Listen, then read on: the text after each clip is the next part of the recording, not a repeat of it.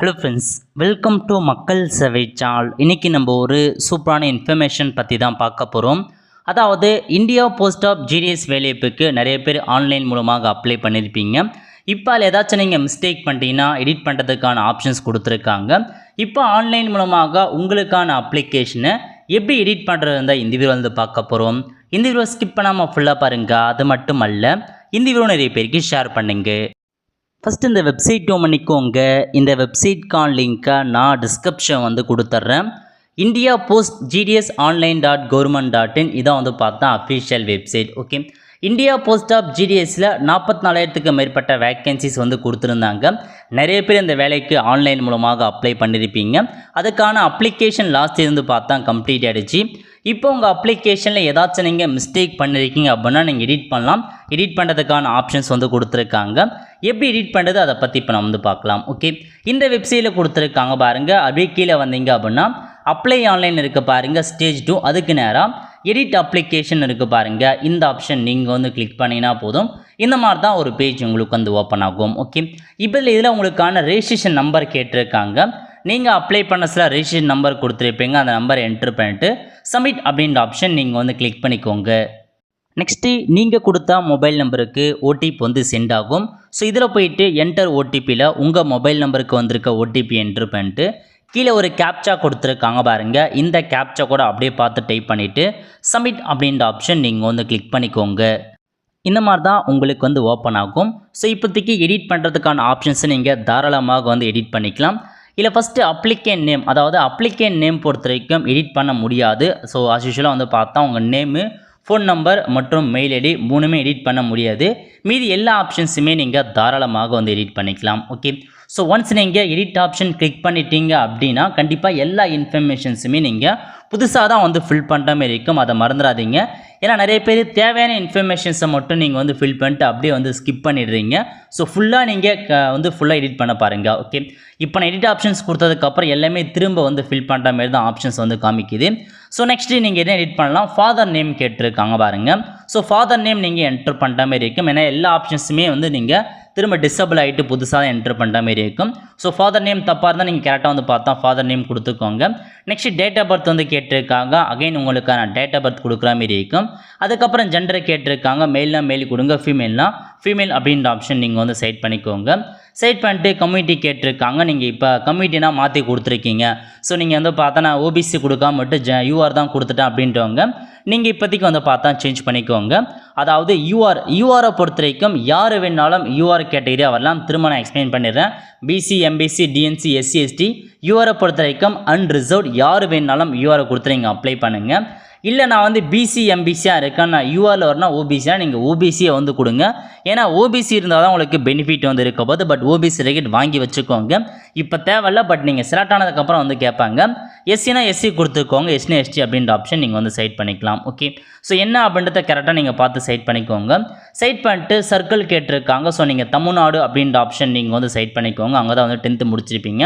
அதுக்கப்புறம் year of passing secondary school. So 10th நீங்கள் எந்த இயரில் பாஸ் பண்ணீங்க அப்படின்றத கேட்டிருக்காங்க. அந்த இயர் என்னென்ன அப்படின்றத நீங்கள் வந்து செட் பண்ணிக்கோங்க. ஸோ தெளிவாக வந்து கொடுக்க பாருங்கள் எல்லாத்தையுமே. ஏன்னா நிறைய பேர் வந்து பார்த்தா ஒரு சில ஆப்ஷன்ஸில் மிஸ் பண்ணுறீங்க. ஸோ கரெக்டாக வந்து நீங்கள் கொடுத்துக்கோங்க. ஓகே, அதுக்கடுத்து அப்படியே கீழே வந்தீங்க அப்படின்னா மற்ற இன்ஃபர்மேஷன்லாம் கொடுத்துருக்காங்க பாருங்கள். ஆதார் நம்பர் கேட்டிருக்காங்க. ஆதார் நம்பர் இருக்கவங்க ஃபில் பண்ணிக்கோங்க, இல்லை அதுங்க வந்து ஸ்கிப் பண்ணிக்கோங்க. நெக்ஸ்ட்டு லாங்குவேஜ் கேட்டிருக்காங்க. நீங்கள் எந்த லாங்குவேஜ் நீங்கள் 10th படிச்சீங்கன்னு கேட்டிருக்காங்க. ஸோ தமிழில் படித்தவங்க தமிழ் கொடுத்துக்கோங்க, இங்கிலீஷில் படித்தவங்க இங்கிலீஷ் அப்படின்ற ஆப்ஷன் நீங்கள் வந்து செட் பண்ணலாம். ரெண்டுமே கூட நீங்கள் வந்து செட் பண்ணிக்கோங்க, ஒன்றும் பிரச்சனை இல்லை.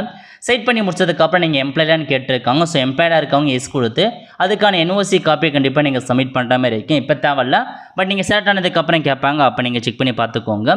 ஸோ என்ன எம்ப்ளாய்டாக இல்லவங்க நீங்கள் இன்னும் வந்து செட் பண்ணலாம். ஓகே, அதுக்கப்புறம் வந்து பார்த்தா ஃபோட்டோ மற்றும் சிக்னேச்சர் கேட்டிருக்காங்க. ஃபோட்டோ பொறுத்த வரைக்கும் 50 கேபிக்குள்ளே அப்லோட் பண்ணிக்கோங்க. சிக்னேச்சரை பொறுத்த வரைக்கும் 20 கேபிக்குள்ளே சூஸ் ஃபைல் அப்படின்ற ஆப்ஷன் நீங்கள் வந்து கிளிக் பண்ணிவிட்டு சப்மிட் அப்படின்ற ஆப்ஷன் நீங்கள் வந்து கிளிக் பண்ணிக்கோங்க. எல்லா இன்ஃபர்மேஷன்ஸுமே திரும்ப தான் நீங்கள் என்ட்ரு பண்ணுற மாதிரி இருக்கும். சம்மந்தப்பட்டதை மட்டுமே எடிட் பண்ணிட முடியாது. ஸோ ஃபுல்லாக தான் நீங்கள் திரும்ப எல்லா இன்ஃபர்மேஷன்ஸுமே சப்மிட் வந்து கொடுக்குற மாதிரி இருக்கும். ஓகே, இப்போ நீங்கள் சப்மிட் கொடுத்ததுக்கப்புறம் உங்களுக்கு அடுத்த பேஜ் வந்து ஓப்பன் ஆகும்.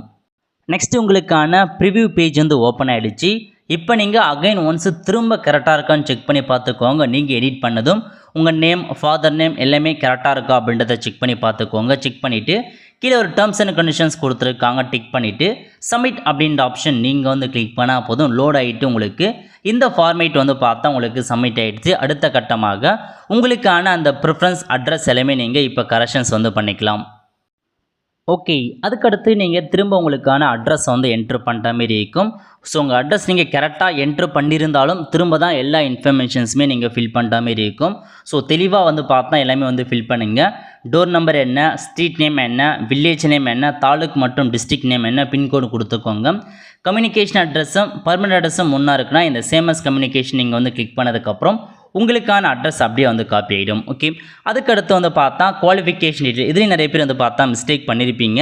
ஸோ இதில் போயிட்டு போர்டு கேட்டிருக்காங்க, நீங்கள் எந்த போர்டில் படிச்சிங்க, சிபிஎஸ்சி படிச்சிங்களா, ஸ்டேட் போர்டான்றதை நீங்கள் வந்து ஃபில் பண்ணுற மாதிரி இருக்கும்.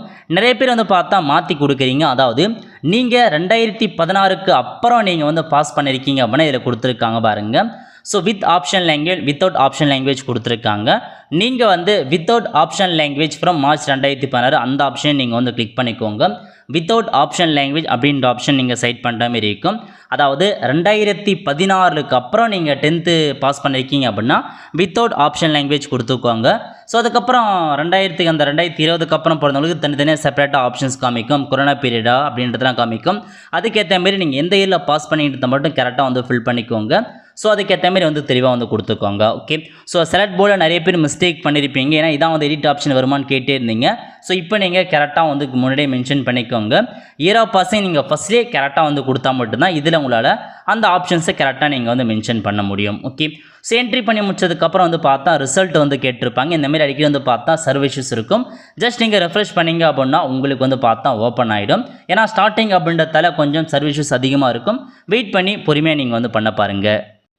அதுக்கடுத்து மார்க் டைப் வந்து கேட்டிருக்காங்க. ஸோ இதில் போய் நீங்கள் மார்க்ஸ் அப்படின்ற ஆப்ஷன் நீங்கள் வந்து செட் பண்ணிக்கோங்க. செட் பண்ணதுக்கப்புறம் நீங்கள் எல்லா மார்க்குமே 1 by 1 வந்து என்ட்ரு பண்ணுற மாதிரி இருக்கும். ஓகே, நெக்ஸ்ட்டு மார்க்கை வந்து பார்த்தா மிஸ் பண்ணவங்க உங்களுக்கான மார்க்கே நீங்கள் திரும்ப தான் வந்து கொடுக்குற மாதிரி இருக்கும். எல்லா இன்ஃபர்மேஷன்ஸுமே நீங்கள் திரும்ப ஃபில் பண்ணால் மட்டும்தான் உங்களுக்கு வந்து பார்த்தா இந்த மாதிரி வந்து கரெக்டாக வந்து ஓப்பன் ஆகும். ஸோ தெளிவாக எல்லாமே வந்து திரும்ப தான் நீங்கள் வந்து என்ட்ரு பண்ணிக்கோங்க. நீங்கள் என்ன எடிட் பண்ண விரும்புகிறோ அதை மட்டும் எடிட் பண்ண முடியாது. எல்லா இன்ஃபர்மேஷனுமே திரும்ப கொடுக்குற மாதிரி இருக்கும். எல்லாமே கொடுத்துட்டு சேவ் அண்ட் கண்டினியூ அப்படின்ற ஆப்ஷன் நீங்கள் வந்து கிளிக் பண்ணிக்கோங்க. ஃபைனலாக வந்து பார்த்தா ப்ரிஃபரன்ஸ் கொடுக்கறதுக்கான பேஜுக்குள்ளே வந்தாச்சு. இதில் போய்ட்டு நீங்கள் எந்த டிவிஷன் அப்ளை பண்ண போகிறீங்க அப்படின்றத நீங்கள் வந்து கொடுத்துக்கோங்க. ஸோ கொடுத்துட்டு அதில் வந்து பார்த்தா எந்தெந்த பிளேஸுக்கு செட் பண்ண போகிறீங்க அப்படின்றத திரும்ப நீங்கள் என்ட்ரு பண்ணலாம். நிறைய பேர் வந்து பார்த்தா ப்ரிஃபரன்ஸில் மிஸ்டேக் பண்ணியிருப்பீங்க. இப்போ நீங்கள் கரெக்டாக கூட வந்து பார்த்தா கொடுத்துக்கலாம். இப்போ வந்து பார்த்தா உங்களுக்கு தேவையான நல்ல எலிஜிபிலிட்டிக்கான உங்களுக்கான பிளேசஸ் கொடுத்துட்டாங்க பாருங்கள். So UR category, SC category மட்டும் மென்ஷன் பண்ணியிருக்காங்க. நீங்கள் வந்து பிசி, எம்பிசி, ஓபிசி கேட்டகரி இருந்தால் யூஆர் மற்றும் ஓபிசிக்கு அப்ளை பண்ணலாம். இதில் கொடுத்துருக்க எல்லாத்துக்குமே நீங்கள் ப்ரிஃபரன்ஸ் வந்து கொடுக்க பாருங்கள். ஏன்னா ஒரு லொக்கேஷனாலும் கண்டிப்பாக ஒரு லொக்கேஷன் கிடைக்கிறதுக்கான வாய்ப்புகள் இருக்குது. எல்லாத்துக்குமே நீங்கள் போஸ்ட் ப்ரிஃபரன்ஸ் கண்டிப்பாக வந்து கொடுங்க. எக்ஸாம்பிளுக்கு நம்ம எப்படி கொடுக்கலாம் அப்படின்னா, எனக்கு வந்து பார்த்தா அது இருக்க பாருங்கள். ஸோ அரியாபாடி அப்படின்ற ஊர் என்னோடய ஊர்னு வச்சுக்கோங்க. எனக்கு இந்த இடத்துல வேகன்சி இருக்குன்னா எனக்கு இந்த இடத்துல தான் ஃபஸ்ட்டு ப்ரிஃபரன்ஸ் வேணும். ஏன்னா இப்போ நான் ஃபஸ்ட் ப்ரிஃபரன்ஸ் 1 அப்படின்னு நான் கொடுக்குறேன்னா ஃபஸ்ட்டு எனக்கு இந்த இடத்துல வந்து தேடும். ஸோ என்னோடய மார்க்கு படி இந்த இடத்துல வந்து என்னோடய மார்க்குக்கு நான் தான் அதிகபட்ச மார்க் எடுத்திருக்கேன் அப்படின்னா இதுக்கே வந்து பார்த்தா எனக்கு வந்து வேலை வந்து கிடைச்சிடும். ஸோ அதனால் தான் இந்த ஃபஸ்ட் ப்ரிஃபரன்ஸ் இதுக்கு நான் வந்து கொடுக்குறேன். இல்லை இதுக்கு எனக்கு கிடைக்கல, வேறு லொக்கேஷன் எங்கே வேணும், வேறு பிளேஸ் வேணும்னா ஸோ ஃபஸ்ட்டு இருக்க பாருங்கள். இதை நான் வந்து பார்த்தா 2வது ப்ரிஃபரன்ஸாக வந்து கொடுத்துக்கிறேன். அதேமாதிரி இதை நான் வந்து 3வது ப்ரிஃபரன்ஸாக கொடுத்துறேன். இந்த மாதிரி உங்களுக்கு எந்தெந்த லொக்கேஷன்ஸ் வேணுமோ அதுக்கேற்ற மாதிரி நீங்கள் ப்ரிஃபரன்ஸ் வந்து செட் பண்ணுற மாதிரி இருக்கும். நிறைய பேருக்கு ப்ரிஃபரன்ஸ் வந்து கன்ஃபியூஷன் ஆயிடுறீங்க. ஸோ நீங்கள் 1 2 3 4 5 அப்படியே லைனாக ஆர்டராக தான் படிக்கணும் அவசியம் கிடையாது. ஸோ 4வது பேஜில் போய்ட்டு நீங்கள் 5வது ப்ரிஃபரன்ஸ் செட் பண்ணலாம், 6வது ப்ரிஃபரன்ஸ் கொடுத்துக்கலாம். இந்த மாதிரி நீங்கள் எப்படி வேணாலும் வந்து கொடுத்துக்கோங்க. எவ்வளோ பிளேஸ்லாம் நீங்கள் மென்ஷன் பண்ணலாம். பட் என்ன மாற்றக்கூடாதுன்னா, இப்போ நீங்கள் 5வது ப்ரிஃபரன்ஸ் ஒன்று கொடுத்துறீங்க, 6வது எதுவுமே கொடுக்காம அப்படியே நீங்கள் 7 நம்பர் அப்படியே நீங்கள் 7வது ப்ரிஃபரன்ஸ் செட் பண்ணால் உங்களுக்கு ஆர்டர் மிஸ்மேட்ச் அப்படின்னு தான் வந்து காமிக்கும். ஸோ இந்த மாதிரி தெளிவாக உங்களுக்கான ப்ரிஃபரன்ஸை திரும்ப வந்து கொடுத்துக்கோங்க. முடிஞ்ச அளவுக்கு ஒரு 70 லொக்கேஷன்ஸ் இருக்கா, 70க்குமே வந்து ப்ரிஃபரன்ஸ் வந்து செட் பண்ணுங்கள். ஒன்று இல்லைனாலும் கண்டிப்பாக ஒன்று வந்து கிடைக்கும். யூஆர் கேட்டகரியை பொறுத்த வரைக்கும் நீங்கள் யூஆர் பிளேஸில் கண்டிப்பாக தாராளமாக நீங்கள் ப்ரிஃபரன்ஸ் வந்து கொடுத்துக்கோங்க. யூஆர் ஓபிசியில் தாராளமாக கொடுக்கலாம். அதேமாதிரி எஸ்சிஸ்ட் இருக்கவங்க ஸோ யூஆர் எஸ்சி எஸ்டி அதுக்கும் நீங்கள் வந்து செட் பண்ணிக்கலாம். ஓகே, ஸோ எல்லாத்துக்குமே ப்ரிஃபரன்ஸ் வந்து கொடுக்க பாருங்கள். 1 2 3 அப்படின்ற ஆர்டர் வைஸ் தான் நீங்கள் கொடுத்தாகணும். நீங்கள் மாற்றி இப்போ நீங்கள் போயிட்டு 7வது பேஜில் என்னோட லொக்கேஷன்ஸ் ஊருக்குன்னா அங்கே நீங்கள் 7வது பேஜை கிளிக் பண்ணிவிட்டு அந்த இடத்துல போய்ட்டு உங்கள் லொக்கேஷன் நீங்கள் ஒன்று கூட கிளிக் பண்ணிக்கோங்க. ஸோ இந்த மாதிரி தெளிவாக உங்களுக்கான ப்ரிஃபரன்ஸ் வந்து கொடுக்க பாருங்கள். மாற்றி கூட உங்களுக்கான ப்ரிஃபரன்ஸ் கொடுக்கலாம். எவ்வளோ லொக்கேஷனாலும் செட் பண்ண பாருங்கள். ஏன்னா அதிகபட்சமாக எவ்வளோ ப்ரிஃபரன்ஸ் கொடுக்குறோமோ அதுக்கேற்ற மாதிரி தான் நமக்கான வேலை இப்போ வந்து இருக்க போகுது. ஏன்னா அதிகபட்ச மார்க் எடுத்திருக்காங்க பாருங்கள், 490 அந்த மாதிரி இருக்கவங்களுக்கு எல்லா லொக்கேஷனையுமே கொடுத்தீங்க அப்படின்னா வேலை கிடைக்காதுன்னா வாய்ப்புகள் வந்து இருக்குது. ஓகே, ஸோ இந்த மாதிரி நீங்கள் எல்லாமே வந்து சைட் பண்ணிக்கோங்க, ப்ரிஃபரன்ஸ் கொடுத்துக்கோங்க. கொடுத்துட்டு அப்படியே கீழே வந்தால் டேர்ம்ஸ் அண்ட் கண்டிஷன்ஸ் கொடுத்துருக்காங்க, செக் பண்ணிவிட்டு ஸோ ஃபைனலாக இதான் உங்களுக்கான இன்ஃபர்மேஷன். எல்லாமே திரும்ப கரெக்டாக செக் பண்ணி பார்த்துக்கோங்க. செக் பண்ணிவிட்டு சேவ் அண்ட் ப்ரொசீட் அப்படின்ற ஆப்ஷன் நீங்கள் வந்து கிளிக் பண்ணிக்கோங்க. இப்போ வந்து பார்த்தா சப்மிட் கொடுத்ததுக்கப்புறம் உங்களுக்கான அப்ளிகேஷன் வந்து சப்மிட் ஆகிடுச்சு. ஸோ இந்த மாதிரி தான் நீங்கள் எடிட் பண்ணுற மாரி இருக்கும். ஸோ இப்போ நீங்கள் எடிட்டர் அப்படின்றத கீழே கொடுத்துட்டாங்க பாருங்கள், அந்த ஆப்ஷன்ஸை நீங்கள் வந்து நோட் பண்ணிக்கோங்க. பிரிண்ட் அப்படின்ற ஆப்ஷன் நீங்கள் வந்து கிளிக் பண்ணி உங்களுக்கான அப்ளிகேஷன் ஃபார்மை நீங்கள் பிரிண்ட் அவுட் எடுத்து வச்சுக்கோங்க.